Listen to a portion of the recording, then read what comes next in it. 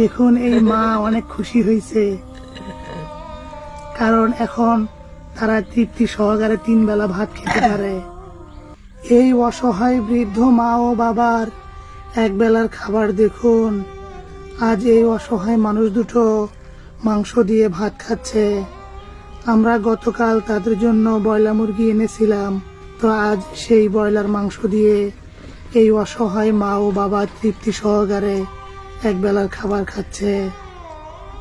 এই যে দেখুন, এই মা বাবার প্লেটে ডাল ঢেলে দিচ্ছে। আমি আপনাদের একটু বড় করে দেখাই।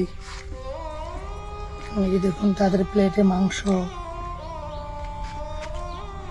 তো আমরা আপনাদের অর্থগুলো দিয়ে এই অসহায় মা ও বাবার জন্য এসব ব্যবস্থা করেছিলাম। তাদের জন্য পোশাক, চাল, ডাল, ব্রয়লার মাংস যা যা প্রয়োজন আমরা তাদের জন্য এনেছিলাম। আজ এই অসহায় মা ও বাবা তৃপ্তি সহকারে ব্রয়লার মাংস দিয়ে ভাত খাচ্ছে।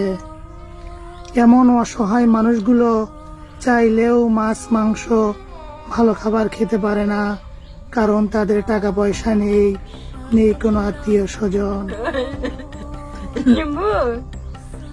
দেখুন এই মা অনেক খুশি হয়েছে, কারণ এখন তারা তৃপ্তি সহকারে 3 বেলা ভাত খেতে পারে। দেখুন এই মা অনেক খুশি, আর এই বাবা তিনি মাংস দিয়ে ভাত খাচ্ছে। তো যারা এমন অসহায় মানুষগুলোকে একবেলা তৃপ্তি করে খাওয়ার আয়োজন করে দিয়েছেন, আল্লাহ যেন আপনাদের মনের আশা কবুল করে। অনেকেই এই অসহায় মানুষ দুটোর ঠিকানা জানতে চান। আমি যদি বলি, এটা গাইবান্ধা জেলার পলাশবাড়ি থানার কিশোরগাড়ি ইউনিয়ন, গ্রাম পশ্চিম নয়নপুর। এখানে রাস্তার ধারে এই অসহায় মা ও বাবাকে আমরা একটা ঘর নির্মাণ করে দিয়েছি, তারা সেখানেই থাকে। এই মা এই যে লাঠি ধরে আছে দেখতে পাচ্ছেন, তিনি লাঠি ধরে গ্রামে গ্রামে ভিক্ষা করে। আর এই যে বাবা, তিনি বুদ্ধি প্রতিবন্ধী। উনি কি দিয়ে ভাত খাচ্ছে?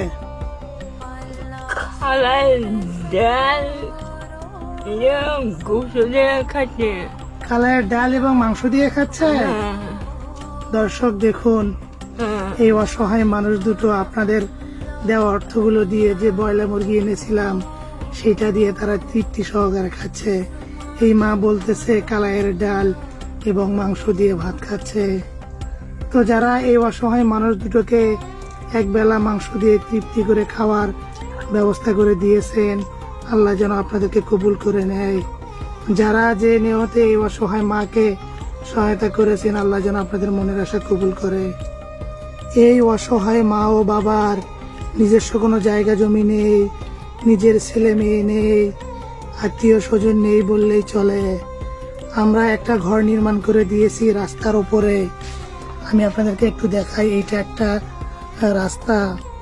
রাস্তার ধারে আমরা এই অসহায় মানুষ দুটোকে একটা ঘর নির্মাণ করে দিয়েছি, তারা এখানেই থাকে, তাদের নিজস্ব কোনো জায়গা জমি নেই। আমরা প্রতিনিয়ত তাদেরকে বাজার ঘাট করে দিচ্ছি, ইনশাআল্লাহ। আপনারা তাদের একটু খেয়াল খোঁজ রাখবেন।